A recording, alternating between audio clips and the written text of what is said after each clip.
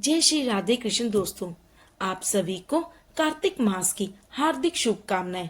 कार्तिक मातम सब प्रकार के दुखों का नाश करने वाला है। कार्तिक मातम शुरू करने से पहले प्रथम पूज्य श्री गणेश जी, ज्ञान की दाता श्री सरस्वती माता और सब पुराणों के कर्ता श्री व्यास जी और गुरुदेव के चरण कमलों में वंदना करके भगवान श्री कृष्ण के समक्ष पूरी श्रद्धा और भक्ति भाव से कार्तिक मातम की कथा पढ़नी या सुननी चाहिए। आइए सुनते हैं कार्तिक मातम का प्रथम अध्याय। मैं सिमरू माता शारदा, बैठे जीवा आए, कार्तिक मास की कथा लिखे कमल हर्षाए। नैमिषराय तीर्थ में सूत जी ने 88,000 शौनकादि ऋषियों से कहा, अब मैं आपको कार्तिक मास की कथा विस्तार पूर्वक सुनाता हूँ, जिसका श्रवण करने से मनुष्य के सभी पाप नष्ट हो जाते हैं और अंत समय में वैकुंठ धाम की प्राप्ति होती है। सूत जी ने कहा, श्री कृष्ण जी से अनुमति लेकर देव ऋषि नारद के चले जाने के पश्चात सत्यभामा प्रसन्न होकर भगवान श्री कृष्ण से बोली, हे प्रभु, मैं धन्य हुई, मेरा जन्म सफल हुआ। मुझ जैसी त्रिलोक्य सुंदरी के जन्मदाता भी धन्य है, जो आपकी 16,000 स्त्रियों के बीच में आपकी परम प्यारी पत्नी बनी। मैंने आपके साथ नारद जी को वह कल्प वृक्ष आदि पुरुष विधि पूर्वक दान में दिया, परंतु वही कल्प वृक्ष मेरे घर लहराया करता है। यह बात मृत्यु लोक में किसी स्त्री को ज्ञात नहीं है। आज वही कल्प वृक्ष इस समय मेरे आंगन में विद्यमान है। मैं त्रिलोक्याधीश भगवान श्री कृष्ण की प्रिय पत्नी हूँ। हे मधुसूदन, आज मैं आपसे पूछना चाहती हूँ, यदि आपका मेरे ऊपर अनुराग हो तो विस्तार से कहिए, जिससे मैं अपनी आत्मा का कल्याण कर सकूं। आपका और मेरा विछोह कल्प पर्यंत भी ना हो सके। सूत जी बोले, सत्यभामा का ऐसा वचन सुनकर मंद मंद मुस्कुराते हुए भगवान श्री कृष्ण जी सत्यभामा का हाथ पकड़ते हुए कल्प वृक्ष के तले चले गए। सेवकों को बाहर रोककर भाव के साथ हंसते हुए सारे संसार के स्वामी सत्यभामा की प्रीति से पुलकित हुए। श्री कृष्ण चंद्र जी बोले, तुम्हारी भांति प्रिय हमको अन्य रानियां नहीं है। मेरी 16 सहस्त्र स्त्रियों में तुम मुझे प्राणों से भी अधिक प्रिय हो। तुम्हारे लिए मैंने देवताओं तथा इंद्र देव से भी विरोध किया।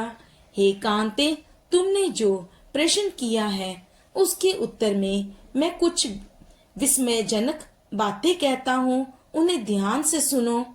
जब तुम्हारे लिए कोई चीज ना देने योग्य नहीं, कोई काम ना करने के लायक नहीं और कोई बात ना कहने लायक नहीं, तब भला तुम्हारे प्रश्न का उत्तर ना दूं, ये कैसे होगा।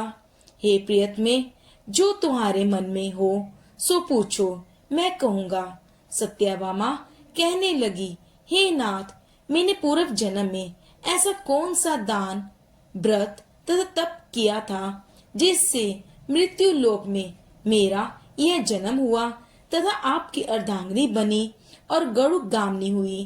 तब आपके साथ स्वर्ग आदि लोगों में घूमती हूँ। मैं आपसे पूछती हूँ कि मैंने ऐसा कौन सा शुभ कार्य किया था। मैं पूर्व योनि में किस स्वभाव की और किसकी पुत्री थी। श्री भगवान श्री कृष्ण जी ने कहा, हे प्रिय, पूर्व जन्म में तुम जो थी और तुमने जो किया था उसे एकाग्र मन होकर सुनो। उस समय तुमने जो व्रत ये पुण्य किया था और जिसकी पुत्री रही, सो मैं कहता हूँ, सत्ययुग के बीतने पर त्रेता युग में माया नगरी में अग्निहोत्र और वेद वेदांगों को जानने वाले देव शर्मा नामक एक ब्राह्मण रहता था। वह नित्य अज्ञातों की सेवा, हवन और सूर्य की आराधना करता, अतः दूसरे सूर्य के समान तेजस्वी था। बुढ़ापे में उसके गुणवती नाम की एक पुत्री हुई। सियानी होने पर उसने चंद्रन नामक अपने एक चेले के साथ अपनी पुत्री का विवाह कर दिया। अब पुत्रहीन देव शर्मा उस शिष्य को पुत्र की भांति और शिष्य चंद्र भी देव शर्मा को पिता के समान मानता हुआ साथ रहने लगा। एक समय वे दोनों कुशा और ईंधन लाने के लिए वन में गए। वहां एक बड़े पर्वत के समीप जंगल में घूम रहे थे। इसी समय अपनी ओर आते हुए किसी दैत्यों को उन्होंने देखा। दैत्य के वेश से उनके अंग प्रत्यंग शिथिल हो गए और भागने की शक्ति भी लुप्त हो गई। यमराज के समान उस भयंकर राक्षस ने तत्काल आकर उन दोनों को मार डाला। मरणोपरांत उस क्षेत्र के प्रभाव से तथा धर्मात्मा होने के कारण पार्षद गण उनको बैकुंठ भवन में ले गए। उन्होंने जीवन भर सूर्य की आराधना आदि सुकर्म किए थे, इसलिए मैं उन पर प्रसन्न हो गया। शिव, सूर्य, गणेश, विष्णु और दुर्गा इनकी उपासना करने वाले प्राणी मेरे लोक में प्राप्त होते हैं। जैसे वर्षा का पानी समुद्र में बहकर चला जाता है, एकमात्र होता हुआ भी मैं काल कर्म के भेद से 5 तरह का हूँ। जैसे अकेला, देवदत्त, बालक, भ्राता आदि नामक नामों से पुकारा जाता है।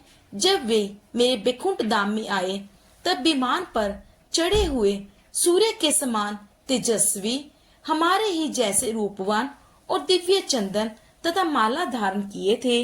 वे वहां मेरे पास ही रहने लगे। इस प्रकार से कार्तिक माहत्म का पहला अध्याय समाप्त हुआ। बोलो श्री हरि विष्णु भगवान की जय, लक्ष्मी माता की जय, तुलसी मैया की जय। कल हम सुनेंगे कार्तिक माहत्म का दूसरा अध्याय। प्लीज मेरी इस वीडियो को लाइक, शेयर एंड सब्सक्राइब करें। धन्यवाद।